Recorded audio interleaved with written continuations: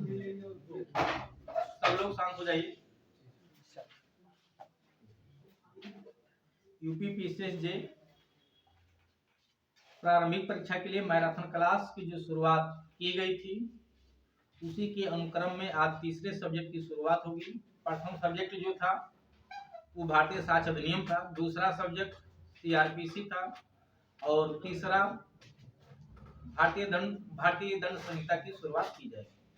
तो भारतीय दंड संहिता में जो क्वेश्चन बनाया गया है, इस क्वेश्चन की टोटल संख्या जो है वो 211 है। 211 क्वेश्चन के माध्यम से कम हम लोग 1000 क्वेश्चन को सॉल्व करेंगे। ठीक है, तो भारतीय दंड संहिता के बारे में सबसे पहले हम लोग शुरू करते हैं। भारतीय दंड संहिता कब बनाया गया, कब पास हुआ, कब लागू हुआ, कितने अध्याय हैं, कितने चैप्टर हैं, कितने मूल चैप्टर हैं, कितने बाद में नए चैप्टर जोड़े गए हैं, ये सब परीक्षा की दृष्टि से काफी महत्वपूर्ण है। इसके ड्राफ्टमैन कौन है? तो भारतीय दंड संहिता जो बनाई गई है, इसमें आप देखेंगे जो इसके औपचारिक तरीके से हैं, तो भारतीय दंड संहिता में टोटल 23 अध्याय और 511 मूल धाराएं रखी गई थी, जिसमें से जो नए अध्याय जोड़े गए हैं वो पहला अध्याय 5 का है, दूसरा अध्याय 9 का है, तीसरा अध्याय आपका एक अध्याय इसमें 20 का है। ठीक है, तो 3 नए अध्याय जोड़े गए, 9 का, वो 5 का, 9 का, 20 का। इसके अलावा कोई और चैप्टर इसमें ऐड नहीं हुआ है। 5 का दुष्प्रेरण से जुड़ा हुआ है, वो क्रिमिनल कॉन्स्पिरेसी से जुड़ा हुआ है, 9 का निर्वाचन से जुड़ा हुआ है और 20 का जो है क्रूरता से जुड़ा हुआ चैप्टर है। उसके बाद धाराएं, तो बहुत सारी धाराएं इसमें जोड़ी गई हैं, बहुत सारी धाराएं रिपील की गई है, यद्यपि वो नहीं पूछा जाएगा। दूसरा महत्वपूर्ण पॉइंट इसमें यह है कि आईपीसी की पासिंग डेट भी एग्जाम में पूछा जाता है, जो 6 अक्टूबर 1860 है। इनफोर्स डेट 1 जनवरी 1862 है। दोनों में 2 साल का अंतर है ईयर वाइज, 60 और 62। 6 अक्टूबर 1860 इसका पासिंग डेट है और 1 जनवरी 1862 से इनफोर्स डेट है। इसके ड्राफ्टमैन है लॉर्ड मैकाले। ठीक है, ये प्रथम विधि आयोग की रिपोर्ट पे बनाया गया था। ये क्वेश्चन अक्सर पेपर में पूछा जाता है। ठीक है, किस विधि आयोग की रिपोर्ट पे बनाया गया था? प्रथम विधि आयोग की रिपोर्ट पे बनाया गया था। दूसरी बात, ये विधि जो है, भारतीय दंड संहिता जो है एक जनरल पैनल कोड है। ठीक है, इसको जनरल पैनल कोड क्यों कहते हैं? क्योंकि इसमें अपने समय के होने वाले सभी अपराधों को ये कवर करता है। साथ ही साथ इसके जो सामान्य सिद्धांत के प्रोविजंस हैं वो आईपीसी के अपराधों के साथ विशेष एवं स्थानीय विधियों के अपराधों पे भी लागू होते हैं। विशेष एवं स्थानीय विधियों की परिभाषा धारा 41 एवं 42 में की गई। विशेष विधि धारा 41 और स्थानीय विधि धारा 42 में डिफाइन किया गया। जितने भी 9 स्पेशल लॉ जोड़े गए हैं जीएस के पेपर में, वो सब क्या है? विशेष विधि है कि स्थानीय विधि? विशेष विधि, सब विशेष विधि। ठीक है, स्थानीय विधि उसे हम नहीं कहेंगे, वो सब विशेष विधि है। माइनर लॉज हैं कि मेजर लॉ हैं? वो सब माइनर लॉ है। ठीक है, मेजर लॉ नहीं। तो ये तो कुछ कॉमन चीजें थी आईपीसी के। आईपीसी एक सब्स्टेंटिव लॉ है। ठीक है, दांडिक मौलिक विधि है जो भूतलक्षी प्रभाव नहीं रखती है, भविष्यलक्षी प्रभाव रखती है। भूतलक्षी प्रभाव दांडिक विधियां नहीं रखती हैं, क्योंकि अनुच्छेद 20(2) मना करती है, वो 20(1) अनुच्छेद 20(1) मना करती है कि दांडिक विधियां भूतलक्षी प्रभाव नहीं रख सकती। तो पहले क्वेश्चन की शुरुआत की जा रही है। प्रश्न नंबर 1 है, भारतीय दंड संहिता कब प्रवृत्त हुई? तो कब लागू हुआ? इनफोर्स डेट है 1 जनवरी 1862, बिल्कुल सही है। इसकी पासिंग डेट भी पूछी जाती है कि ये पास कब हुआ है, तो पासिंग डेट भी आपको याद रखना है। पास कब हुआ है? ये 6 अक्टूबर 1862 को ये पास हुआ है। ठीक है, इसकी इनफोर्स डेट धारा 1 में नहीं लिखी हुई है, 6 अक्टूबर 1860। ठीक, 6 अक्टूबर 1860 को ये पास हुआ है, 1 जनवरी 1862 से ये लागू हुआ है। इसकी इनफोर्स डेट धारा 1 में नहीं लिखी हुई। धारा 1 में केवल 2 बातें हैं, अधिनियम का नाम एवं विस्तार, संक्षिप्त नाम एवं विस्तार। प्रारंभ नहीं बताया गया है, ये ध्यान रखिएगा, एग्जाम में ये भी पूछा गया। दूसरा क्वेश्चन है, आपराधिक विधि संशोधन अधिनियम 2018 कब से लागू हुआ? ये लास्ट टाइम 2018 पीसीजे में पूछा गया है, 21 अप्रैल 2018 से लागू हुआ है। अभी हम 357 गांव खा पढ़ाते समय भी इसको बताए थे सियासी। फिर है, अपराध एक ऐसा कृत्य है जो विधि द्वारा निषिद्ध तथा समाज के नैतिक मनोभावों के प्रतिकूल दोनों ही होता है। स्टीफन महोदय का ये स्टेटमेंट है। ठीक है, ये कुछ स्टेटमेंट भी पूछे जाते हैं एग्जाम में कि अपराध की परिभाषा का स्टेटमेंट दे दिया कि ये स्टेटमेंट अपराध की परिभाषा में किसने दिया, ठीक है, तो वो स्टेटमेंट यहाँ पूछा जाता है। चलिए अगला क्वेश्चन है, भारतीय दंड संहिता 1860 की धारा 1 संबंधित है अपराध की परिभाषा, संहिता का नाम, उसके प्रवर्तन के विस्तार से, संहिता के नाम और उसके क्षेत्राधिकार से कुछ में से कोई नहीं।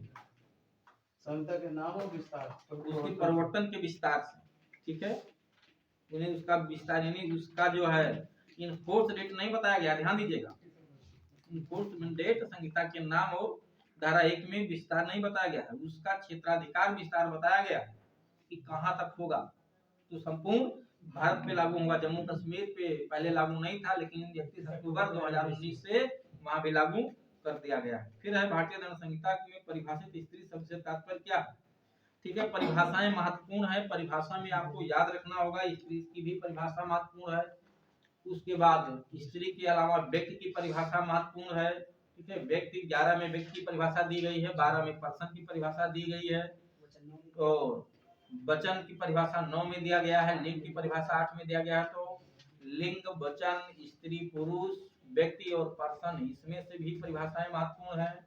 उसके बाद फिर परिभाषा आपका 18 महत्वपूर्ण है, भारत की परिभाषा, फिर न्यायाधीश की परिभाषा महत्वपूर्ण है, 19 न्यायालय की परिभाषा, 20 भी महत्वपूर्ण है, 21 लोक सेवक की परिभाषा बहुत महत्वपूर्ण है, 22 संपत्ति की परिभाषा दी गई है, चल मूर्त संपत्ति की ये ध्यान रखना है, 23 सदोष लाभ सदोष हानि की परिभाषा महत्वपूर्ण है, 24 बेईमानी महत्वपूर्ण है, 25 कपट पूर्वक की परिभाषा भी महत्वपूर्ण है, 26 विश्वास करने का कारण भी महत्वपूर्ण है, 27 स्त्री लोक सेवक और लिपिक की बात की गई कि स्त्री लिपिक या लोक सेवक की कब्जे में कोई संपत्ति अगर उनके स्वामी की है तो उस समय स्वामी का भी कब्जा माना जाता है, भले उस पे कब्जा उसकी पत्नी या लिपिक स्वामी का हो।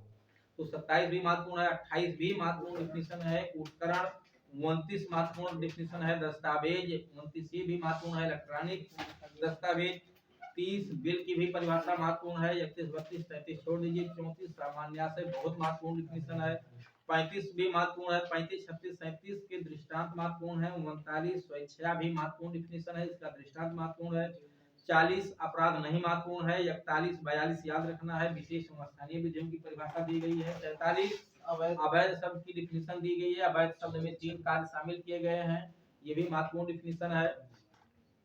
उसके बाद 44 क्षति शब्द की परिभाषा बहुत महत्वपूर्ण है, क्षति में 4 क्षतियां शामिल है, अवैध में 3 प्रकार के कार्य शामिल है, देख लीजिएगा बेरेक से, ये भी महत्वपूर्ण है। और 44 के बाद 45 जीवन, ठीक है, जीवन मृत्यु जीव जंतु जलयान वर्ष मास कैलेंडर सद्भाव और संशय, इसमें से परिभाषाएं ज्यादा नहीं महत्वपूर्ण है, लास्ट की 2 परिभाषा याद रखिएगा, ठीक है, सद्भाव और संशय, सद्भाव और संशय की परिभाषा महत्वपूर्ण है, बाकी परिभाषाएं नहीं महत्वपूर्ण, ठीक। हाँ, शपथ जरूर याद रख लीजिएगा, ठीक है, 51 होगा, ठीक है, शपथ। उसके बाद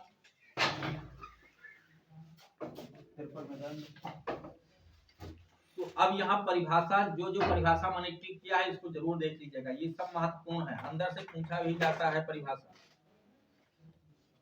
अब हम थोड़ा सा 34 पे डिस्कशन करेंगे, बाकी परिभाषा जो मैंने बताया है ये आपको याद रखना है। 34 में जैसे यहाँ स्त्री पुरुष की परिभाषा बताई गई, स्त्री पुरुष में पेपर सॉल्व कर लेते हैं, स्त्री पुरुष की परिभाषा में आधार केवल लिंग का किया गया है, एज के आधार पे कोई अंतर नहीं किया गया है। मैक्सिम एक है कि एक्टस नॉन फेसिट मेंसिट्रिया आपराधिक कानून का एक कार्डिनल सिद्धांत है, तो निम्नलिखित में से कौन सा कथन उपरोक्त सिद्धांत को सही ढंग से दर्शाता है।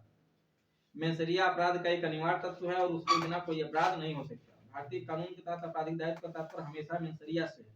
अपराध का गठन करने के लिए एक्टस रियस मेंसरिया का होना अनिवार्य है। एक्टस रियस अपराध का गठन करने के लिए हमेशा आवश्यक नहीं है। मेंसरिया, ठीक है। अब इसमें सही पूछ रहा है, देखिए है क्या, मेंसरिया मतलब दुराशय, एक्टस रियस मतलब कार्य, तो मेंसरिया अपराध का एक अनिवार्य तत्व है, बात सही है, और इसके बिना कोई अपराध नहीं होता, ये गलत है। बिना मेंसरिया के भी अपराध हो सकते हैं जो कठोर दायित्व की श्रेणी में आते हैं, जैसे विवाह हो गया, किडनैपिंग हो गया, लोक न्यूसेंस हो गया और न्यायालय की अवमानना हो गया, इसमें मेंसरिया का अभाव होता है, फिर भी लायबिलिटी होती है, तो पहला गलत हो गया। दूसरा है भारतीय कानून के तहत आपराधिक दायित्व का तात्पर्य हमेशा मेंसरिया से, ये गलत है, कठोर दायित्व में मेंसरिया का होना जरूरी नहीं है। फिर अपराध का गठन करने के लिए एक्टस रियस में मेंसरिया का होना अनिवार्य है। ठीक है, मेंसरिया और एक्टस रियस दोनों होते हैं तभी आपराधिक दायित्व होता है। यद्यपि भी एक सामान्य नियम है, एब्सोल्युटली तो ये भी सही नहीं है। और लास्ट विकल्प है एक्टस रियस अपराध का गठन करने के लिए हमेशा आवश्यक नहीं है। ठीक है, तो हमेशा आवश्यक नहीं है, बिना एक्टस रियस के मेंसरिया अपराध हो ही नहीं सकता। एक्टस रियस का होना हमेशा जरूरी है, मेंसरिया का होना हमेशा जरूरी नहीं है। तो चारों विकल्प में से सबसे बेहतर विकल्प इसमें सी है। ठीक, हाँ, यद्यपि एक्टस रियस का अभाव एक अपराध को कहते हैं कि कौन सा ऐसा अपराध है जो केवल दुराशय के आधार पर गठित होता है, जिसमें एक्टस रियस की आवश्यकता नहीं है। ठीक है, ये कहा जाता है लेकिन जनरल वे में नहीं कहा जा सकता है। क्रिमिनल कॉन्स्पिरेसी के बारे में कहा जाता है कि केवल एक्टस रियस का अभाव होता है, इसमें मेंसरिया के आधार पर भी गठित होता है। जैसे हम लोग बैठे हुए हैं, हम लोगों ने कहा चलो अभी किसी दुकान पे जो है सामान खा के पैसा नहीं दिया जाएगा, आप लोगों ने कहा ठीक है बिल्कुल किया जाएगा। जैसे ही ये सहमति हुई, क्या हो गया, क्रिमिनल कॉन्स्पिरेसी हो गया। कोई कार्य नहीं किया गया है, केवल मस्तिष्क का मिलन भर हुआ है, मस्तिष्क का मिलन भर हुआ है और सहमति इस पे हुई है, बाकी कोई कार्य नहीं किया गया, फिर भी आपराधिक दायित्व हो गया कि नहीं हो गया। फिर अगला मेंसरिया से तात्पर्य है दुराशय। ठीक है, मेंसरिया का मतलब दुराशय, एक्टस रियस का मतलब भौतिक। अगला क्वेश्चन है कि निम्नलिखित में से कौन सा अपूर्ण अपराध है। अपूर्ण अपराध पूछ रहा है, ऐसा अपराध जिसमें परिणाम न निकले। तो न्यूसेंस में तो हो ही जाता है आपराधिक प्रयत्न, ये अपूर्ण प्रयास है, विधि विरुद्ध जमाव में भी अपराध हो जाता है, बलवा में भी अपराध हो जाता है। तो आपराधिक प्रयत्न जो है अपूर्ण अपराध की श्रेणी में आता है। 3 अपराध ऐसे हैं जो अपूर्ण अपराध की श्रेणी में आते हैं, क्रिमिनल कॉन्स्पिरेसी, क्रिमिनल अबेटमेंट और अटेम्प्ट। अध्याय 5, अध्याय 5 का और अध्याय 3, 3 अध्याय अपूर्ण अपराध से जुड़े हुए हैं, याद कर लेना। ठीक है, एग्जाम में पूछा भी गया। अध्याय 5, 5 का और अध्याय 23 ये अपूर्ण अपराध है। अगला क्वेश्चन है सूत्र नलम क्रिमिनल सिने लगे नल्ला पोना सिने ले से निम्न में से कौन सा विपरीत नहीं है। ठीक है, दांडिक विधि का भूतलक्षी प्रभाव से लागू ना होना, दांडिक विधि की कठोर साखा की जानी चाहिए, व्याख्या की जानी चाहिए, विधि की अनाधिमानता, नॉन सेंसिबिलिटी, विधि में निश्चितता, यही सी विकल्प इसका गलत है। बाकी दांडिक विधि की भूतलक्षी प्रभाव से लागू नहीं हो सकता, तो किस प्रभाव नहीं हो सकता, सही बात है, भविष्य लक्षी प्रभाव होता है क्योंकि अनुच्छेद 20(2) रोकती है। दंड विधि की कठोर व्याख्या की जानी चाहिए, बिल्कुल कठोर व्याख्या की जानी चाहिए। विधि की अनाधिमानता, ठीक है, यानी कह रहे हैं कि निश्चितता नहीं होनी चाहिए विधि। क्यों भाई, विधि की अगर निश्चितता नहीं होगी तो ऐसे किसी को फांसी पे लटका दोगे। अगर फांसी की सजा नहीं लिखी हुई है तो क्या उसको फिर भी फांसी सजा दे दोगे। विधि बिल्कुल निश्चित होनी चाहिए और जो निश्चित है वही सजा होगी। इसलिए साफ साफ 21 में लिखा हुआ किसी भी व्यक्ति को उसके प्राण एवं दैहिक सुरक्षा से विधि द्वारा स्थापित प्रक्रिया के अनुसार ही उचित किया जाएगा, अन्यथा नहीं किया तो स्थापित प्रक्रिया हो, यानी निश्चित प्रक्रिया हो, अन्यथा नहीं। तो विधि की व्याख्या अनधिमानता नहीं होनी चाहिए। ठीक है, मतलब क्या होनी चाहिए, निश्चित होना चाहिए, ये गलत है। और विधि में निश्चितता देखो लिखा ही है। क्लियर हो गया। ठीक है, फिर आपराधिक दायित्व के सिद्धांत की केवल कृत्य ही नहीं दोषपूर्ण मन भी विकसित किया गया था। ठीक है, कॉमन लॉ न्यायालय के द्वारा ये मैक्सिम आया है। ठीक है, जो ये मैक्सिम है कि किसी व्यक्ति का कृत्य उसे अपराधी नहीं बनाता जब तक उसका मन भी अपराधी ना हो। एक्टस नॉन फेसिट रिमेंस रिया, ये आंकल विधि का सूत्र है, ध्यान रखिएगा। वो कॉमन लॉ न्यायालय का आंकल विधि में कॉमन लॉ न्यायालय के द्वारा आया। कॉमन लॉ कोर्ट्स कौन से? साम्या स्टार्ट चेंबर और एक क्यूरिया रेजिस के द्वारा नहीं है, ये पूछा भी जा चुका है कॉमन लॉ न्यायालय।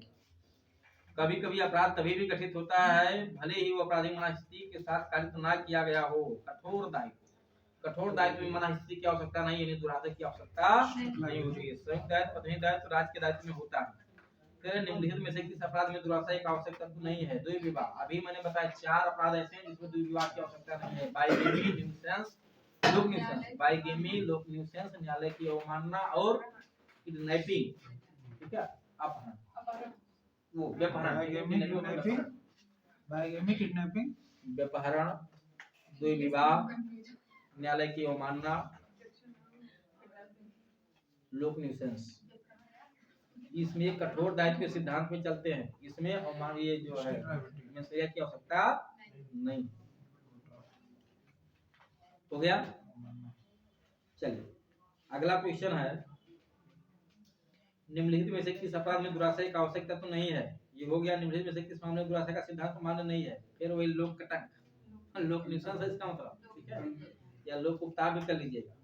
फिर निम्नलिखित वादों में से कौन सा वाद मनास्थिति के सिद्धांत के पुनर्जीवन से संबंधित है? ब्रंड बनाम वुड। ब्रंड बनाम वुड का केस है, याद रखिएगा। ठीक है,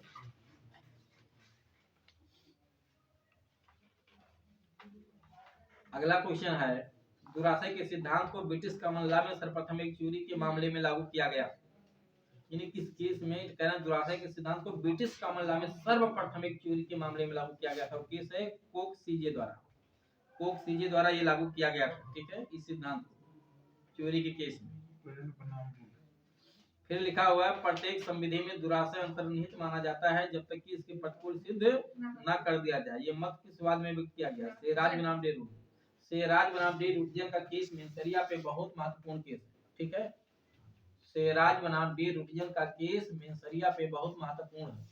इस केस में साफ साफ कहा गया ये दुराशय युक्त आपका कार्य नहीं है। यानी दुराशय अगर आपके पास नहीं था, उसका अभाव था, तो फिर आपका कार्य अपराध नहीं है। इस केस में रोक लगाया गया था कि पब्लिक प्लेस पे, ठीक है, तो ऑन ड्यूटी किसी भी पुलिस अधिकारी को शराब सर्व करना अपराध है। और इस केस में शराब की दुकान थी आरोपी की। ठीक है, पुलिस अधिकारी बिना वर्दी में जाकर के शराब दुकान से ले लिया, तो ये माना गया कि वो सद्भाव में शराब आपको दिया था, ये जानते हुए नहीं दिया था कि आप ड्यूटी पे। इसलिए मेंसरिया का अभाव था और उसे दोषी नहीं माना गया। तो ये सेराज बनाम डे रूटियन का केस बहुत महत्वपूर्ण केस है। मेंसरिया पे जो महत्वपूर्ण केस है वो सेराज बनाम डे रूटियन का है। होप्स बनाम विंचेस्टर कारपोरेशन का केस है। होप्स बनाम विंचेस्टर कारपोरेशन का केस, सेराज बनाम डे रूटियन का केस, आर बनाम टॉयसन का केस, आर बनाम प्रिंस का केस, आर बनाम ट्रेसी का केस। और सुप्रीम कोर्ट के दो महत्वपूर्ण केस है। सुप्रीम कोर्ट के दो महत्वपूर्ण केस है मेंसरिया पे। वो केस है प्राइस केस जो पहले का। सुप्रीम कोर्ट का दो महत्वपूर्ण केस है, वो केस है नाथूलाल बनाम मध्य प्रदेश का केस और एमएच जॉर्ज बनाम महाराष्ट्र का केस। एमएच जॉर्ज बनाम महाराष्ट्र और नाथूलाल बनाम मध्य प्रदेश राज्य, ये दो केस सबसे महत्वपूर्ण हैं। सुप्रीम कोर्ट के केस है मेंसरिया पे। आर बनाम प्रिंस, आर बनाम टॉयसन का तो आप जान ही रहे हैं। और आर बनाम होप्स, ये होप्स बनाम विंचेस्टर कारपोरेशन का केस, सेराज बनाम डे रूटियन का केस। क्या कुछ छूट गया क्या? नाथूलाल बनाम मध्य प्रदेश राज्य, एमएच जॉर्ज बनाम मध्य प्रदेश, वो महाराष्ट्र, एमएच जॉर्ज बनाम महाराष्ट्र का केस। ये मेंसरिया पे सुप्रीम कोर्ट के केस है। ठीक है,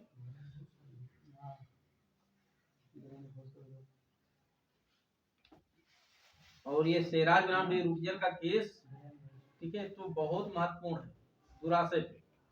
निम्नलिखित में से कौन सा वाद दुराशय के सिद्धांत और सांविधिक अपराध से संबंधित है? आर बनाम प्रिंस, दुराशय का सिद्धांत और सांविधिक। अब आर बनाम प्रिंस के केस में क्या था? दोषी पाया गया आर प्रिंस को। ठीक है, क्योंकि उसने जिस लड़की को ले गया था वो लड़की की रियल एज क्या थी? 18 से कम थी। लड़की भले देखने में 18 से ऊपर लग रही थी, उसने कहा भी था कि हम मेजर हैं, फिर भी कोर्ट ने इसे नहीं माना था। उसके बाद है, अपने जीवन को सुरक्षित रखना सामान्यतः एक कर्तव्य है, परंतु इसके दूसरों के लिए बलिदान कर देना परम कर्तव्य है। ये टिप्पणी किस केस में किया गया था? क्वीन बनाम डंडले एंड स्टीफन का केस बहुत महत्वपूर्ण है। लॉर्ड कॉलरिज ने किया था डंडले एंड स्टीफन में। इसी में तो बच्चों को खा गए थे मार के। ठीक है, फिर है आवश्यकता। फिर है, एक पति अपनी पत्नी को बिना सूचित किए कहीं चला गया। उसने उसके बारे में पता लगाया परंतु कुछ पता नहीं चला। 6 वर्ष तक इंतजार करने के पश्चात महिला ने पुनर्विवाह कर लिया। 7 वर्ष के अवसान के पूर्व ही पति वापस आ गया और पत्नी पर दूसरा विवाह करने का वाद लाया।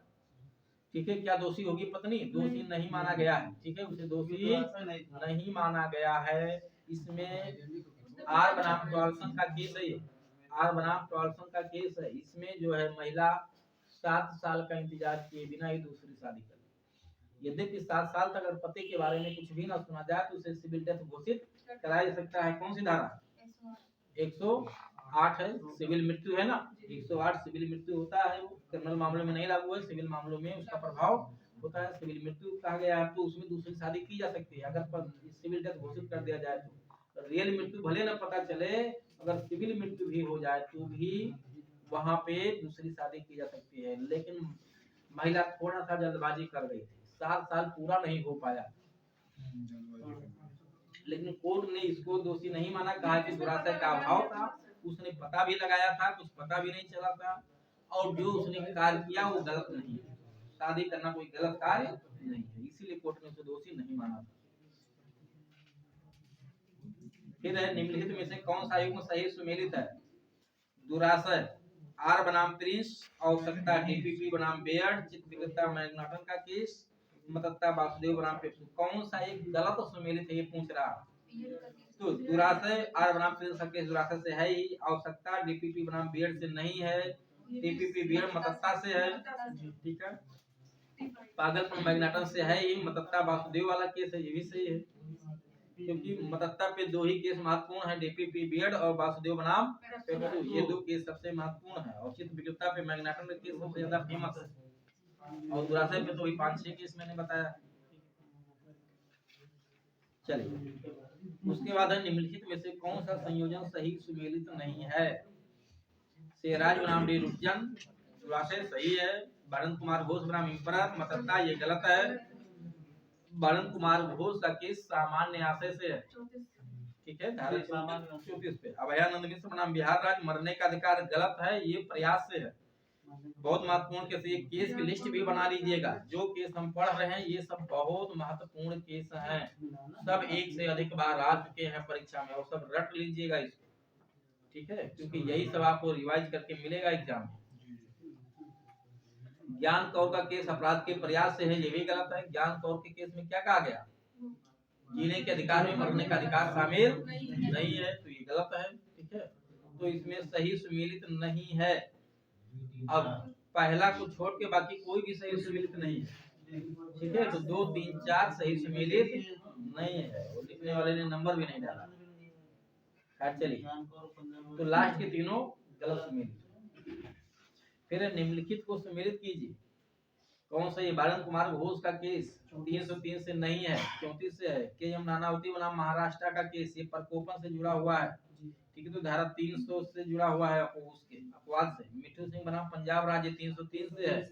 आर बनाम गोविंदा ये 299 और 300 में अंतर बताया गया, तो आर बनाम गोविंदा सही है कि नहीं है? ये सही है, तो इसमें पहला विकल्प सही है, ये 2 यानी बालन कुमार घोष का केस 34 से है, ये सही है।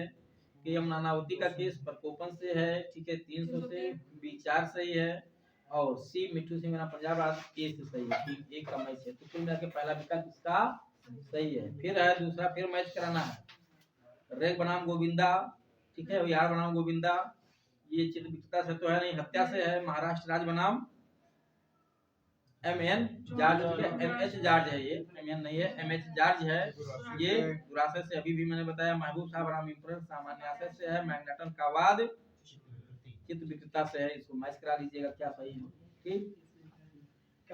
फिर है कॉमन लॉ में दुराशय का सिद्धांत निम्नलिखित मान्य अपवाद है। व्यक्तिक उपताप, आपराधिक अपमान लेख, लोक उपताप, न्यायालय की अवमानना, ठीक है, उसमें अपवाद क्या है कॉमन लॉ न्यायालय में दुराशय के सिद्धांत का? ये चारों है, ठीक है, चारों अपवाद है, वो मान्य अपवाद है। कॉमन लॉ न्यायालय में दुराशय के सिद्धांत का निम्नलिखित मान्य अपवाद है, तो दुराशय के सिद्धांत के ये सब अपवाद हो जाते हैं ना,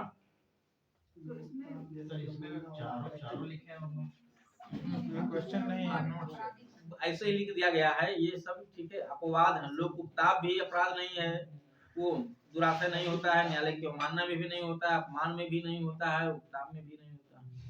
फिर कॉमन लॉ का सिद्धांत ये है कि कोई भी व्यक्ति किसी दूसरे व्यक्ति द्वारा कारित अपराध के लिए प्रतिनिधिक दायित्व के अधीन नहीं होगा जब तक कि उसे अपराध कारित करने के लिए पूर्व में सहमति ना दी हो। यानी कुल मिला के क्या कह रहा है कि कौन सा ऐसा अपराध है जिसमें प्रतिनिधिक लायबिलिटी होती है। सामान्यतः प्रत्येक व्यक्ति केवल अपने द्वारा किए गए दोस्तों कार्य के लिए दोषी होता है, दूसरों के कार्यों के लिए नहीं। लेकिन ये अपवाद पूछ रहा है कि नियम का अपवाद है लोक उपताप, व्यपहरण, अपहरण, द्विविवाह, ठीक है, लोक उपताप में कहा गया है कि दूसरे के द्वारा किए गए कार्य के लिए भी आप दोषी हो जाएंगे। फिर है क्या भारतीय दंड संहिता 1860 के अंतर्गत दंडनीय कोई अपराध भारत के भूमि के बाहर कारित करने वाला कोई भी व्यक्ति किसी भी भारत के न्यायालय में उत्तरदायी होता है? तो हाँ, ये पूछ रहा है कि क्या भारतीय दंड संहिता के अंतर्गत दंडनीय कोई अपराध भारत के भूमि के बाहर कार्य करने वाला कोई भी व्यक्ति किसी भी भारत के न्यायालय में उत्तरदायी होता है? तो जब वो भारतीय होगा तब उत्तरदायी होगा। विदेशी विदेश में अपराध करे तो करे, हमसे क्या होगा? भारत का व्यक्ति अगर है तो दोषी हो जाएगा। तो लिखा है हाँ, गलत है। केवल यदि वो भारत का नागरिक है तब, हाँ तो ये दो सही है। केवल यदि वो भारत का नागरिक है तब। यदि वो जुर्म करने के बजाय भारत में आता है, नहीं, कोई मतलब नहीं। जुर्म करने के बाद कहाँ भी जाए इससे कोई मतलब नहीं। और नहीं, ठीक है, तो ये गलत है। भारत के न्यायालय में उत्तरदायी कब है? जब वो भारत का नागरिक होगा या तो फिर भारतीय पोत पे भारत से बाहर का कोई व्यक्ति अपराध करे या भारतीयों के साथ अपराध करे तब। हाँ, कहीं ना कहीं उसमें इंडिया इन्वॉल्व हो सकता है। फिर है भारतीय दंड संहिता की धारा, किस धारा के अनुसार इस संहिता के उपबंध भारत में स्थित कंप्यूटर साधन के लक्ष्य करके भारत के बाहर और परे किसी स्थान में अपराध कार्य करने वाले किसी व्यक्ति द्वारा किए गए किसी अपराध को भी लागू होगा? ये बहुत महत्वपूर्ण क्वेश्चन है, ठीक है। धारा 4 का स्पष्टीकरण है कंप्यूटर, धारा 4 का तीसरा नंबर है, तीसरा उपधारा बहुत महत्वपूर्ण है। कंप्यूटर साधन को लक्षित करते हुए अपराध करना, ये कब जोड़ा गया? 2000। धारा 4(3) यहाँ लिखा भी है लास्ट में, देख लीजिए। 4(3) कई बार पूछा जा चुका। कंप्यूटर साधन को लक्षित करके अपराध करना धारा 4 की किस उपधारा में अपराध है? तो 4(3) में कहा गया है, इसी जोड़ा गया। फिर है जो भारत का नागरिक है, युगांडा में हत्या करता है और दिल्ली में पकड़ा जाता है, हत्या के अपराध के लिए वो दोषी है। कहाँ में? भारत में भी और युगांडा में भी। तो लिखा दिल्ली में भी चाहे तो दोषी किया जा सकता है, लेकिन ये कहा अब भारत में पकड़ा जाता तो भारत में जहाँ लाया जाएगा वहां उसका केस चलेगा। युगांडा में क्या तो वहां तो चलेगा, लेकिन भारतीय कोर्ट थोड़ा चला पाएगा। युगांडा में तो वहां का कोर्ट दंडित करेगा। भारत में लाया जाएगा तो जहाँ पहले पाया जाएगा वहां केस चलेगा। तो दिल्ली में वो लाया गया तो दिल्ली में उसका केस चलेगा। फिर है ये केस भी कई बहुत महत्वपूर्ण है, ठीक है। पुरुष परिभाषित है, पुरुष की परिभाषा कहाँ दी गई? 10 में। स्त्री की परिभाषा उसी में है, पुरुष स्त्री दोनों की भी 10 में। और पुरुष स्त्री का अंतर किस आधार पे किया गया? लिंग के आधार, लिंग के आधार पे। फिर निम्नलिखित में से कौन लोक सेवक नहीं है? राज्य का मुख्यमंत्री, ठीक है। फिर central board of film sensor का सभापति, बीमा कंपनी का बीमा सर्वेक्षक, राष्ट्रीयकृत बैंक का कर्मचारी। तो बीमा कंपनी का बीमा सर्वेक्षक को यहाँ पे लोक सेवक नहीं माना गया। धारा 21 के प्रयोजन पे। धारा 21 बहुत महत्वपूर्ण है, इसको बुक से जरूर देख लीजिएगा। लोक सेवक किसे माना गया है, किसे नहीं माना गया। जैसे मुख्यमंत्री को लोक सेवक माना गया है, मंत्री को माना गया है, लेकिन विधायक सांसद को नहीं माना गया है। एम करुणानिधि का केस मिलेगा और AR अंतुले बनाम RS नायक का केस इस पे मिलेगा। भारतीय दंड संहिता 1860 की धारा 21 के अनुसार निम्नलिखित में से कौन लोक सेवक नहीं है? पदस्थापन पर नियुक्त सरकारी कर्मचारी, जिसको नहीं माना। मुख्यमंत्री या प्रधानमंत्री है, न्यायाधीश या मजिस्ट्रेट भी है, राजकीय महाविद्यालय का प्राचार्य भी है, ठीक है। लेकिन पदस्थापन पर नियुक्त सरकारी कर्मचारी कुछ समय के लिए जो होते हैं उनको नहीं माना गया। फिर है सद्भाव शब्द कहाँ परिभाषित है? 52 में सद्भाव शब्द डिफाइन किया गया है। सद्भाव शब्द कहाँ डिफाइन किया गया है? 52 में डिफाइन किया गया है, ठीक है। क्या श्याम को जरूरी काम है क्या मिलना है? डीम्ड यूनिवर्सिटी, हाँ स्टेट है। डीम्ड यूनिवर्सिटी भी कोई भी काम करेगी तो तुरंत लायबल हो जाएगी, ठीक है। डीम्ड यूनिवर्सिटी राज्य मानी जाएगी। चलिए अगला क्वेश्चन है, श्याम आए हुए जरूरी काम है कि ऐसे मिलना है? हाँ, बाहर खड़े जरूरी काम हो तो मिल लेते हैं, नहीं तो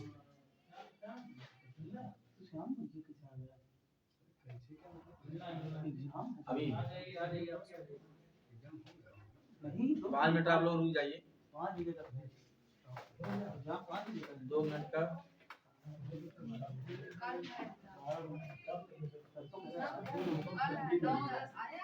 यहाँ पे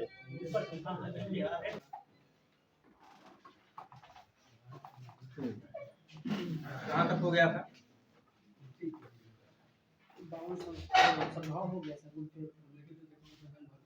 33 है ना। निम्नलिखित में से कौन सा दंड भारतीय दंड संहिता के अंतर्गत नहीं दिया जा सकता? तो आजीवन निर्वासन की सजा खत्म हो गई है अब जी। तो आजीवन निर्वासन खत्म हो गई तो क्यों दी जाएगी? आजीवन निर्वासन का अर्थ कहाँ बताया गया है? 53A में। 53A में आजीवन निर्वासन का अर्थ क्या है? आजीवन कारावास। ध्यान दीजिए, आजीवन निर्वासन का तात्पर्य आजीवन कारावास से। कहाँ डिफाइन है? 53A में डिफाइन है। ठीक है। सजा कितने प्रकार की है? टोटल 5 प्रकार की सजा है। कहाँ बताया गया है? अधिकतम सबसे बड़ी सजा कौन सी है? मृत्युदंड। ठीक है। उसके बाद आजीवन कारावास का कोई प्रकार है? वो कारावास का प्रकार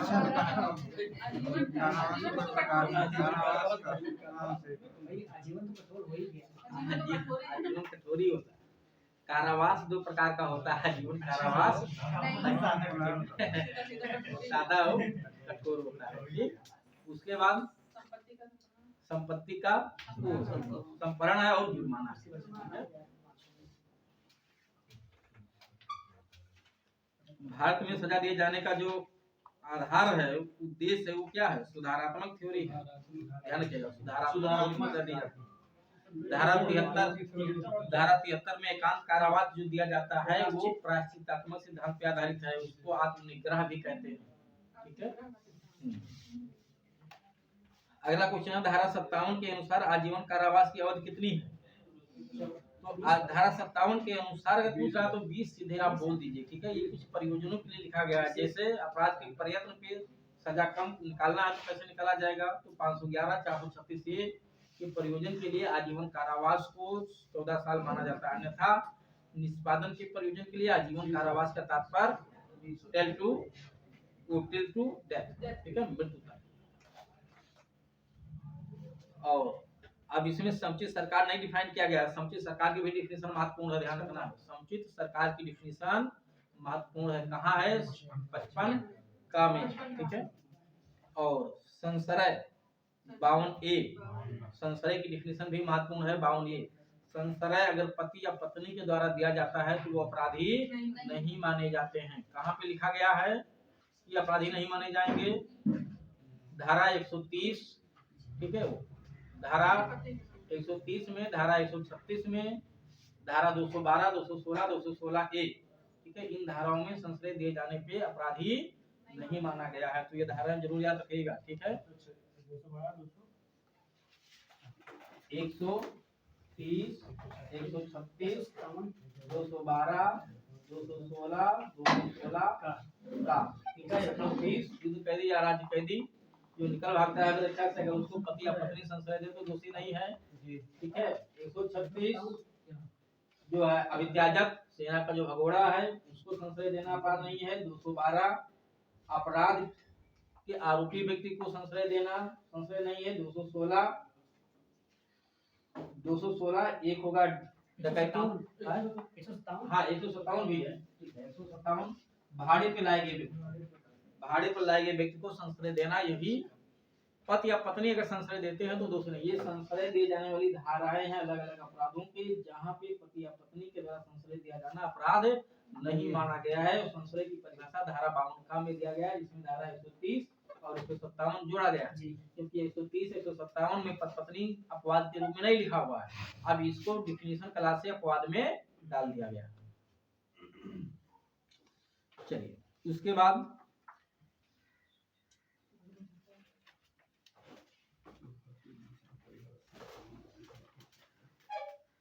अगला क्वेश्चन है धारा 36। क्या अंशतः कार्य अंशतः लोक भी अपराध की श्रेणी में आता है? यानी कुछ कार्य करके कुछ लोक करके भी अगर आप किसी परिणाम को प्राप्त करते हैं तो माना जाता है उस कार्य को करके या लोक करके ही प्राप्त किए। तो धारा 36 का ये दृष्टांत है, बहुत महत्वपूर्ण है। धारा 36 पे ये आधारित है। यानी हम किसी कार्य को, किसी अपराध को प्राप्त करने के लिए चाहे केवल कार्य करें तो भी अपराध है वो, या कोई लोप करके उसको प्राप्त कर ले। ठीक है। जैसे हमें किसी को मारना है तो हम गला दबा के भी मार दें तो हत्या है कि नहीं है? है। ये कार्य है कि लोप है? ये कार्य है। ठीक। जहां हमें भोजन देने का कर्तव्य हो और उसको भोजन ही ना दे, भूख से वो मर जाए, लोभ है, वो भी हत्या है। लेकिन वो कैसे किया गया है? केवल लोभ से किया गया। मतलब जहां हमें कुछ करना था मैंने नहीं किया तो भी अपराध है वो, अगर परिणाम निकल जाए। और जहां कुछ कार्य करके और कुछ लोभ करके रिजल्ट प्राप्त कर ले, वो भी हत्या है। तो धारा 36 इसी को क्लियर करती है कि अंशतः कार्य अंशतः लोभ करने से भी अगर कोई परिणाम निकलता है तो भी आप उस परिणाम के लिए दायी हैं। ठीक, तो धारा 36 भी हो गया। फिर है अवैध शब्द हर एक बात को लागू है जो अपराध विधि द्वारा प्रतिषिद्ध हो, सिविल कार्रवाई को आधार उत्पन्न करती है। तीनों से धारा 45 से बहुत महत्वपूर्ण धारा है।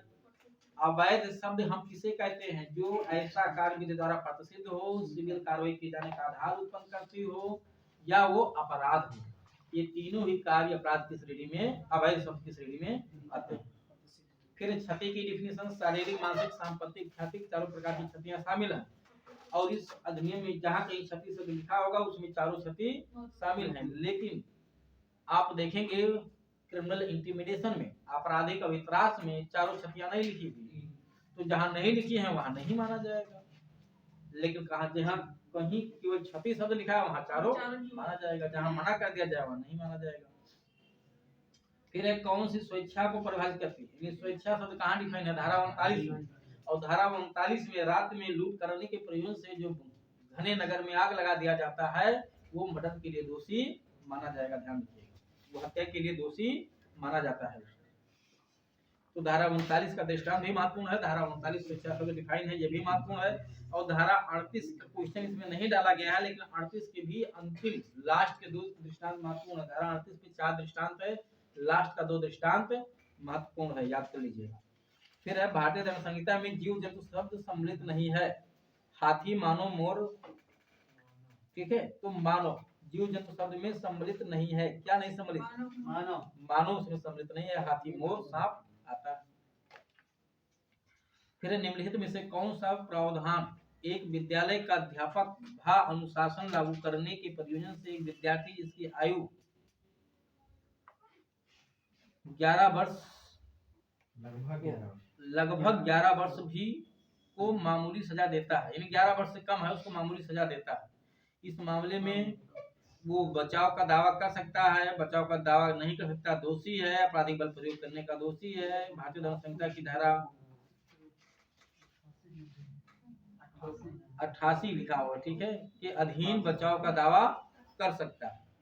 तो अगर वो विद्यार्थी की भले उसकी आयु कुछ भी हो, अनुशासन लागू करने के लिए अगर उसको मामूली सजा देता है तो वो 88 नहीं 89 का बचाव कर सकता है। अक्षम व्यक्तियों के फायदे के लिए सद्भाव में किया गया कार्य अपराध नहीं है, धारा 89।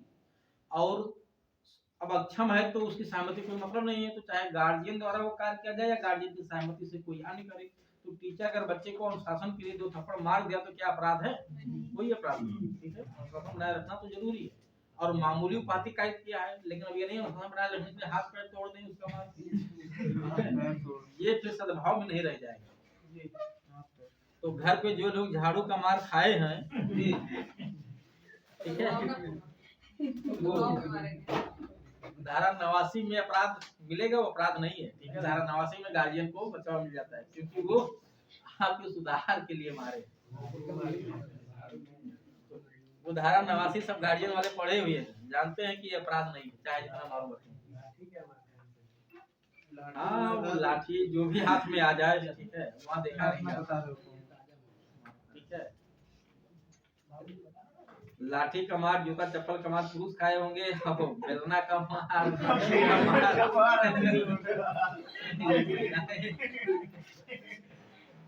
ये लोग एक्सपीरियंस वाले बताते हैं।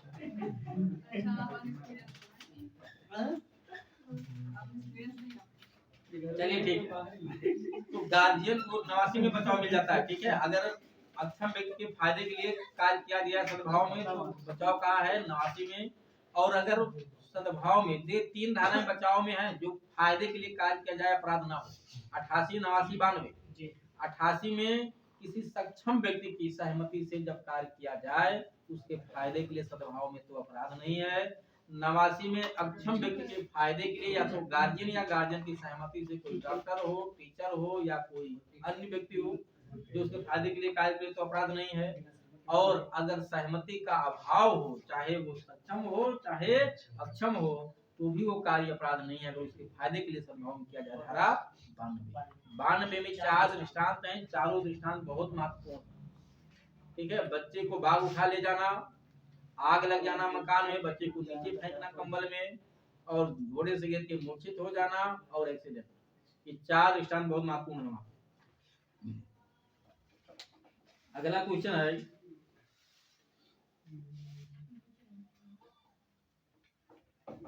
कौन सा क्वेश्चन हुआ था? 41 पढ़ना है। किसी व्यक्ति द्वारा की गई स्वीकृति गंभीर चोट पहुंचाने के लिए न्याय संगत मानी जा सकती है जबकि वो स्वीकृति निम्नलिखित अवस्था में दी गई हो। पहला लिखा हुआ है मूल अवस्था लिखा हुआ है, मध्य अवस्था 16 वर्ष की अधिक उम्र का बच्चा हो, उपपत्ति के डर से हो, उपरोक्त में से कोई नहीं। न्याय संगत क्या गंभीर चोट पहुंचाने के लिए अगर सहमति दी गई तो संगत कब माना जाएगा? ठीक है, गंभीर चोट पहुंचाने के लिए अगर वो सहमति दी जाती है तो अपराध हमेशा माना जाता है। ध्यान रखिएगा, धारा 87 का ये क्वेश्चन है। धारा 87 में मृत्युदंड, आजीवन कारावास कायद करने का ना तो आशय हो ना ही इसकी संभावना का ज्ञान हो। ठीक है, अगर इसकी संभावना का ज्ञान है या कायद करने का आशय है तो सहमति का कोई बचाव नहीं मिलता है। हाँ, यद्यपि मृत्युदंड, आजीवन कारावास अगर हो जाता है उसके अभाव और जानकारी ना होने पे तो बचाव मिल जाता है, लेकिन अगर आप जान रहे हैं कि उस कार्य से मृत्यु या घोर उपाधि कारित हो जाएगा और यह जान के करते हैं तो भले सहमति है, कोई बचाव नहीं मिलेगा। बात समझ आ गया? तो 2 मिनट आप लोग फिर होल्ड कर लीजिए, मैं आ रहा हूँ।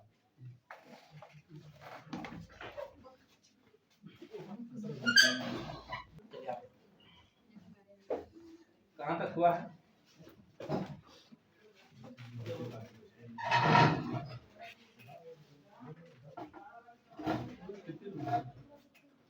तो कल एपीओ का मुख्य परीक्षा जी होना है, कल से प्रारंभ हो रहा है जी। तो जो बच्चे क्वालिफाई किए हैं एपीओ में वो सब मिलने आए हुए थे, इसीलिए क्लास को बीच में रोक करके जो है मिलने जाना पड़ा। चलिए हम लोग फिर से स्टार्ट करते हैं।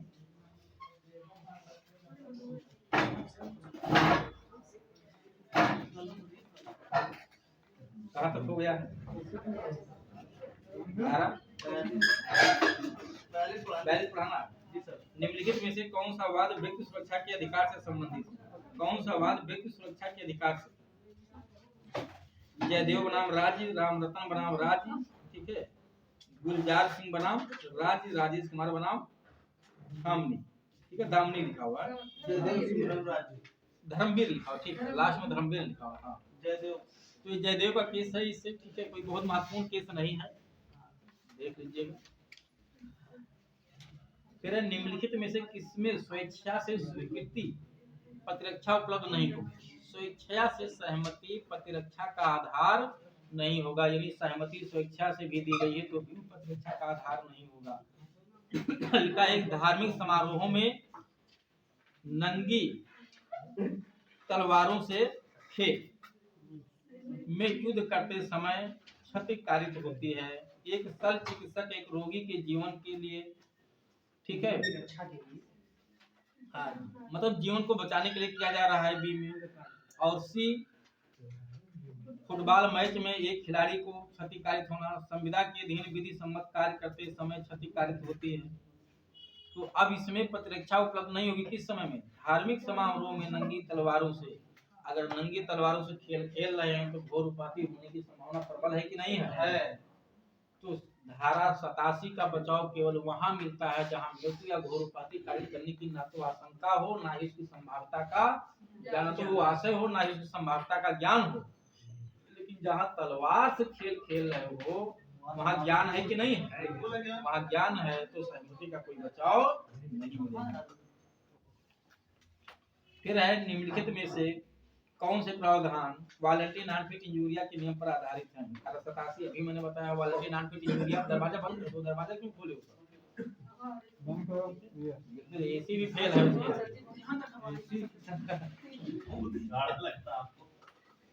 भाई ठंड है। कह रहे हैं दरवाजा खोल तो एसी भी फेल होगा।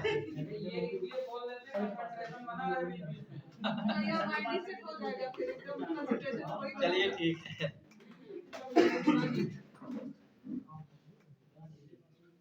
पीछे से कुछ लोग धीरे धीरे निकला भी करते हैं। कुछ लोगों की संख्या कम हो गई। परवीन कहाँ गया? परवीन है? गौरव चले गए।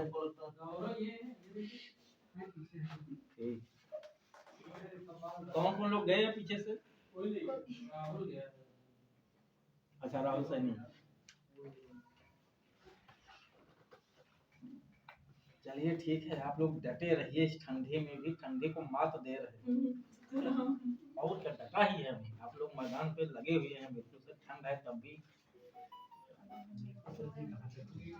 नहीं, बिल्कुल सफलता मिलेगी। ठीक है, जो मेहनत करेगा। कुछ लोग ठंडी में सो रहे होंगे रजाई में आराम से कि अब ठंडी में मरने नहीं जाएंगे। पेपर देखा जाएगा, अगली बार आएगी वैकेंसी। मरना नहीं है, ये दृढ़ संकल्प है आप लोगों का। जीवन रहेगा तो फिर पेपर दिया जाएगा। चलिए, तो निम्नलिखित में से किस मामले में सहमति स्वतंत्र मानी जाती है? सहमति स्वतंत्र कब मानी जाती है? ठीक है, सहमति स्वतंत्र की परिभाषा पूछ रहा है। परिभाषा कहाँ दिया गया? धारा 90 में। सहमति की परिभाषा कहाँ दी गई है? 90 में। कभी 87 पे टिक मत करिएगा गलती से। 90 में सहमति को एक्सप्लेन किया गया है, तब सहमति सहमति मानी जाती है। तो इसमें लिखा हुआ है जाति जो है क्षति के भय से किसी व्यक्ति द्वारा दी गई सहमति। तो क्षति के भय से सहमति देंगे तो सहमति है? हाँ, एक ही बात। और दूसरा है एक मृत व्यक्ति द्वारा दी गई सहमति, तो वो क्या सहमति देगा? ठीक है, मृत व्यक्ति लिखा है, मृत नहीं। मृत व्यक्ति द्वारा दी गई सहमति, सहमति मानी जाएगी? नहीं मानी जाएगी। अगर मृत है तो कोई मतलब नहीं है। फिर तथ्य के भ्रम के अंतर्गत दी गई सहमति, सहमति नहीं मानी जाएगी, तथ्य के भ्रम में है तो। फिर ऐसे शिशु द्वारा दी गई सहमति जो 12 वर्ष से ऊपर 14 वर्ष से कम उम्र का हो, सहमति मानी जाती है? 12 से कम नहीं होनी चाहिए बस। अगर 12 से कम उम्र नहीं है तो सहमति मानी जाती है। कुछ धाराओं के प्रयोजन के लिए यहाँ सहमति के लिए 88, 89, 92 के प्रयोजन के लिए जो सहमति की उम्र है वो 12 वर्ष है। ठीक है, 87 में 18 वर्ष से ऊपर होना चाहिए। तो 12 वर्ष से ऊपर व्यक्ति है। अगर 12 से कम है, भ्रम में है, तथ्य के क्षति के भय में है, मत है, तो सहमति मानी जाएगी? नहीं। कब सहमति नहीं मानी जाती है? जब वो भ्रम में हो, क्षति के भय में हो, और जो है मत हो, या 12 वर्ष से। बात समझ आ गया? लेकिन हाँ ध्यान दिया, अगर वो भ्रम में है, आप समझ रहे हो वो भ्रम में नहीं, तो भले रियल में भ्रम हो, सहमति मान ली जाएगी। अगर आपको पता है कि उसने सहमति दी है लेकिन वो भ्रम में है तो सहमति नहीं मानी जाएगी। लेकिन आपको पता है कि वो भ्रम में नहीं है लेकिन रियल में वो भ्रम में था। बात समझा कि नहीं? जैसे आप डॉक्टर हो, आपने कहा कि आपकी शल्य क्रिया करनी पड़ेगी, उसने कहा ठीक है सर करिए, और आपने चीर दिया, ऑपरेशन कर दिया बवासीर का। तो ऑपरेशन अगर बवासीर का कर दिया आपने, बाद में उसको पता चला तो चिल्लाने लगा, हम इसके लिए थोड़ा ना कहे थे ऑपरेशन करने के लिए। हमको क्या पता है कि बवासीर का मतलब क्या होता है? तो वो भ्रम में था। वो अगर ये जानता कि बवासीर का ऑपरेशन करना है, करने के लिए कह रहे कि इसका ऑपरेशन करना पड़ेगा, तो नहीं करवाता। लेकिन डॉक्टर ये नहीं समझ रहा था कि ये भ्रम में है, तो सहमति मान ली जाएगी कि नहीं मान ली जाएगी? मान ली जाएगी। अपराध नहीं है, क्योंकि डॉक्टर तो ये समझ रहा था कि आप जान रहे थे कि शल्य क्रिया का मतलब क्या होता है, बवासीर का मतलब क्या होता है, दोनों जान रहे थे। तो भ्रम में एक बचाव मिल जाता है। यानी भ्रम किसको होना चाहिए? भ्रम में दोनों पक्षकार हो कि केवल एक?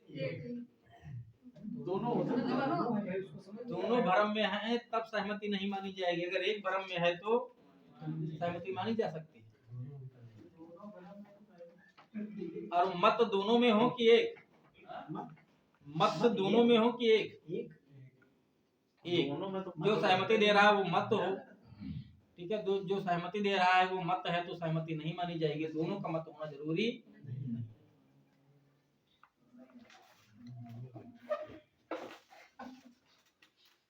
चलिए, और जो सहमति से कार्य कर रहा है उसकी उम्र 12 वर्ष से ऊपर होना जरूरी है या नहीं?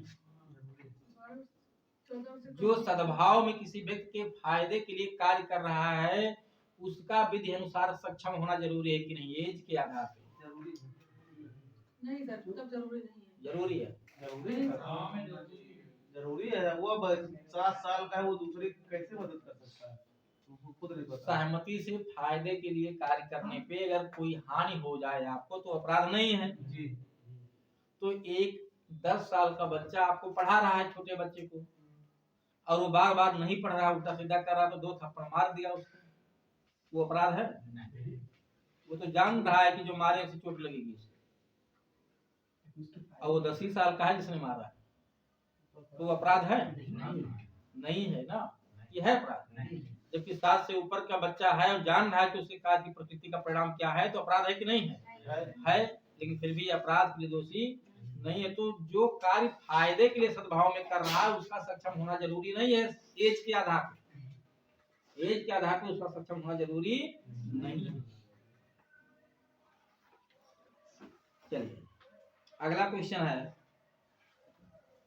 मैग्नाटन का सिद्धांत, ठीक है, किस धारा से जुड़ा हुआ है? तो धारा 84, धारा 84 से मैग्नाटन का सिद्धांत जुड़ा हुआ है। काफी मैग्नाटन का केस हाउस ऑफ लॉर्ड्स द्वारा डिसाइड किया गया था जिसमें 15 जजों की बेंच थी, ठीक है। ये केस बहुत महत्वपूर्ण है, मतलब वो पागलपन पे, जिसमें डरहम का सिद्धांत, ठीक है, विकसित भ्रांति का सिद्धांत, आत्मयुग्मन का सिद्धांत, वाइल्ड वीक्स टेस्ट का सिद्धांत सब प्रतिपादित किया गया, ठीक है। हाँ, सारे टेस्ट सब इसी में हो गए। और मैग्नाटन के ही केस में विधिक पागलपन एवं मेडिकल पागलपन में अंतर बताया गया था। धारा 84 मेडिकल पागलपन पे आधारित नहीं है, विधिक पागलपन पे आधारित है। और विधिक पागलपन का मतलब क्या है कि जिस समय कार्य किया जा रहा है उस समय वो विकृतता के कारण अपने कार्य की प्रकृति या परिणाम को या कि वो विधि के प्रतिकूल है जानने में असमर्थ। फिर निम्नलिखित में से कौन सा वाद मतता के आधार पर पत्रेक्षा से संबंधित है? मतता के आधार पर पत्रेक्षा से संबंधित है। आर बनाम डंडले, ये तो है नहीं, director of public prosecution, DPP बीएड बनाम, ठीक है। आर बनाम लिपमैन, मैग्नाटन का केस, मैग्नाटन पागलपन से है, आर बनाम लिपमैन का नहीं है। डीपीपी बीएड बनाम, वो डीपीपी बनाम पीएड बीएड का केस महत्वपूर्ण है। बी इस पे है, ठीक है, उत्तर कर लीजिएगा, लिखा नहीं है यहाँ पे, बी सही है, डीपीपी बीएड, ठीक है। इसको डायरेक्टर ऑफ पब्लिक प्रोसिक्यूशन भी कहते हैं या डीपीपी बीएड भी कहते हैं, दोनों नाम है, डीपीपी बीएड भी कहते हैं सो शॉर्टकट में, डीपीपी बीएड, ठीक है, डीपीपी बनाम बीएड, ठीक। एक केस ये महत्वपूर्ण है मतता पे, दूसरा पेप्सू, ठीक है। फिर निम्नलिखित में से कौन सा संयोजन सही सुमेलित है? अनैच्छिक मतता, वासुदेव बनाम पेप्सू राज, साइड में लिखा है कि नहीं? क्वेश्चन है गलत, छोड़ दिया जाए।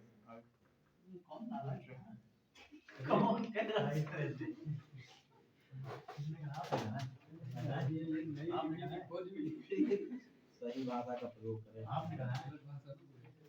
कोई जो भी लिखा होगा अभी आए हमको पता है, इन्होंने भी लिखा है, इन्होंने भी लिखा है, हमको पता है कि सब लोग सहमति है। नहीं, ठीक है, आप पता हो या तो आपस में संबंध है, आप कुछ भी कहिए, लेकिन पब्लिक प्लेस पे आप किसी को नहीं कह सकते। यही तो इनकी गलती है, आप भी सभी को इसी के हो सकता है। चलिए आगे चलते हैं। 48 45 क्या है, कौन सा क्वेश्चन बनाना है? 50।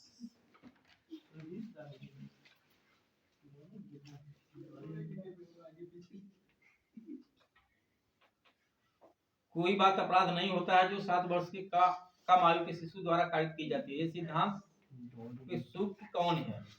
डोली capax, doli incapax, doli de minimis non curat lex, इनमें से कोई नहीं। डोली कैपेक्स धारा 83 है, डोली इन कैपेक्स धारा 82 है। इसका मतलब होता है अक्षम, लिख लीजिए। डोली इनकैपेस का मतलब क्या है? अक्षम, और डोली कैपेस का मतलब सक्षम। हाँ, तो डोली इनकैपेस को नासमझ गुड़िया भी कहा गया। ना समझ गुड़िया। हाँ, उसके बाद है डी मिनिमस नॉन क्यूरेटलेस। ये कहती है विधित बातों पे ध्यान नहीं देती। नहीं देती। ये स्लाइड था, धारा 95 पे है और लास्ट, तो बी ऑप्शन सही है। फिर है भारतीय दंड संहिता 1860 में ना समझ गुड़िया की आपराधिक दायित्व की छूट किस धारा में प्राप्त है? धारा 82। ठीक है, 82 धारा है। इसमें ऑप्शन क्या है? 81, 80, 84, 87। इनमें से कोई नहीं है ना, एक विकल्प ई कोई नहीं है। तो ठीक है, कोई नहीं है। आप कुल मिला के आपको याद करना है, भले इसमें ऑप्शन थोड़ा गलत सही लिखे, इससे मतलब नहीं, आपको इसी बहाने से आप को याद करना है। ठीक है, हाँ, डोली इनकैपेस ना समझ गुड़िया की परिचय में डोली इनकैपेस। ठीक, फिर है निम्न में से कौन सा वाद समता के आधार पर प्रतिरक्षा से संबंधित है? इन्हीं पागलपन की बात कर रहा है, तो आर बनाम डगलस स्टीफन तो है नहीं, ये तो आवश्यकता से जुड़ा हुआ है। आर बनाम गोविंदा 299 300 से जुड़ा हुआ है। आपराधिक मनोबल हत्या का अंतर किया गया मैनहट्टन केस पागलपन से है, यही है। ठीक है, और डायरेक्टर डीपीपी बीएड बनाम बीएड का उन्मत्तता, मतलब उन्मत्तता का क्या मतलब होता है? नहीं, मैनहट्टन का केस उन्मत्तता है। उन्मत्तता, मतत्ता जो है ना, मतत्ता का मतलब होता है पी करके मत, चाहे खुद पियो हो या अन्यथा। और उन्मत्तता का मतलब होता है पागल होना। हाँ, उत्सुकता मतलब पागल होना। उन्मत्तता का मतलब पागल होना। तो उसमें तो वही आएगा, पागलपन का केस मैग्नेटम आएगा। तो यहाँ उन्मत्तता का मतलब पागल है। ठीक है, उन्मत्तता, मतत्ता वो हटा दोगे तो मतत्ता हो जाएगा। हाँ, और ना लगा हुआ है तो ये 1.5 शब्द जैसे हटा वैसे ही पागल हो जाएगा। फिर है वाइल्ड बीस्ट टेस्ट प्रतिपादित किया गया किस केस में? आर नाम और नाल के केस में। ये याद रखना, वाइल्ड बीस्ट टेस्ट यानी वाइल्ड बीस्ट टेस्ट का मतलब है जीव के जानवर के समान हो जाना। आर बनाम और नाल के केस में ही कहा गया था। फिर है भारतीय दंड संहिता 1860 की कौन सी धारा में दंड विधि का प्रायश्चित सिद्धांत समाया हुआ है? तो धारा 70, 71, 75, 73 एवं 74, 73 एवं 74 है। ठीक है, अभी मैंने बताया था प्रायश्चित सिद्धांत, प्रायश्चितात्मक सिद्धांत, जिसे पाद निग्रह का थ्योरी भी कहते हैं। 73 और 74 एकांत कारावास, एकांत कारावास की अवधि है। ठीक, अगला क्वेश्चन है आ कुल्हाड़ी से ऐसी जगह लकड़ी काट रहा है जहां बच्चे खेल रहे हों, कुल्हाड़ी उछल जाती है और पास में खड़े एक बच्चे को जो जान से मार देती है। ठीक है, मतलब मारा जाता है कुल मिला के। वो किस पर? एक कुल्हाड़ी से ऐसी जगह लकड़ी काट रहा है जहां बच्चे खेल रहे हैं, तो जहां बच्चे खेल रहे हैं वही लकड़ी से काट रहे हो लकड़ी, कुल्हाड़ी निकल के पूरी संभावना है बच्चे को लग जाएगी कि नहीं लग जाएगी? कोई बचाव मिलेगा एक्सीडेंट का? नहीं मिलेगा, कोई बचाव नहीं मिलेगा। ठीक है, ये क्या है? ये हत्या हो जाएगा। ठीक है, ये दोषी हो जाएगा। यहाँ पे 80 का कोई बचाव नहीं मिलेगा, उपेक्षा धार्मिक कार्य करने का दोषी। डी विकल्प यहाँ सही हो जाएगा, लापरवाही में आ जाएगा। ठीक है, में चला जाएगा ए में। फिर है पति और पत्नी के झगड़े में, ठीक है, पीठ एक डंडे से, पति एक डंडे से पत्नी को पीटने का प्रयास करता है, जो दुर्घटनावश उसके हाथ में लिए नवजात शिशु पर गिर जाता है और शिशु की तत्काल मृत्यु हो जाती है। अब वो डंडा अगर पत्नी पे पड़ता तो कितनी चोट आती?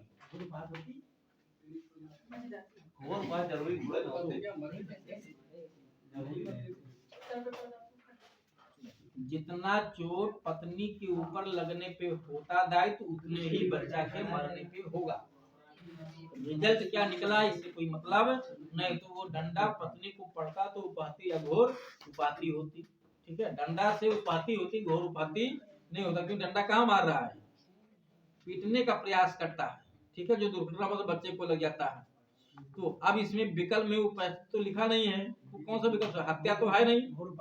ठीक है, आपराधिक मानववध नहीं है, तो उस मानववध की कोट में न आने वाला उपेक्षापूर्ण कार्य द्वारा मृत्यु कायद करना ये भी नहीं है। क्या हो जाएगा? घोर उपाधि के दोषी होगा, क्योंकि वो डंडा पत्नी को लगता तो ज्यादा था घोर उपाधि, तो बच्चे को लग गया तो भी लायबिलिटी आपकी होगी। इसे कहते हैं शिफ्टिंग मेंसरिया। ठीक है, दुराशय दूसरी जगह चला गया। सर सेकंड वाला क्यों नहीं होगा? है? बी में अपराधी मनोबल, जी हत्या के मूल पे आने वाला अपराधी उसका हत्या करने का आशय नहीं था, ना ही उसकी संभावना का ज्ञान था, ना अपराधी मनोबल करने का आशय था, ना उसकी संभावना का ज्ञान था। 304 जाना चाहिए गैरआदत हत्या किसमें 304 तो उपेक्षा कहाँ बढ़ता है उसने, वो तो दुर्घटना बस बच्चे को लग गया। 304 ए है 304 की बात कर रहे हैं गैर इरादा हत्या। उसमें क्यों जाएगा अपराधी मनोबल में? ना तो उसका आशय है ना संभावना का ज्ञान है, दोनों में से कोई एक में सरिया होनी चाहिए ना। लेकिन हत्या तो होगी ना। अरे